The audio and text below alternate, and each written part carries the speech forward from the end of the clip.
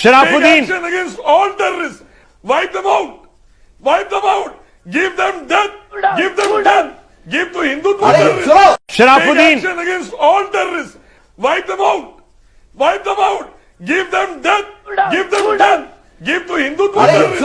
The first point is, unfortunately, our country is not being governed by Sharia. If it would have been governed by Sharia, there would be no rapes, feticide, triple talaq, corruption, lynchings, murders, riots, etc. Look at Saudi Arabia. They don't have all Nirbhayas and Geetas. I want to say that punish every rapist and murderer with capital punishment.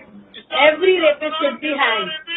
That's the bottom line. Then only our daughters will be safe. Every Indian daughter should be protected. In India, the rapists of the man of children have been... Like that of Saudi Arabia. Because of that in Saudi, least rapes are there, least murders are there. Thanks to Islamic law. Bring that in India and give that job to us. I'll do that inshallah personally. As a son of Indian Army Nayak, I'm saying, let us punish every rapist and murderer with capital punishment, protect Indian daughters. That is the only option.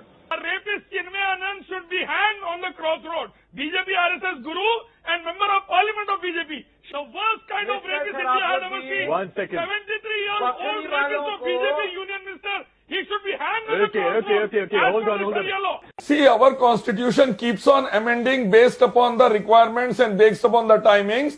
And due to the ineffectiveness of the constitutional law, rapes, murders, dowry deaths, feticide, all these are increasing day by day. So do corruption, lynchings, etc. Hence, we should have a law which is unchanged, perfect, flawless, up to the mark and standard, and that is given So by you our are saying Creator, the Allah Subhanahu wa Ta'ala, Constitution is for the the whole of problem humanity. in our entire legal Implemented system? in Saudi Arabia, best for all.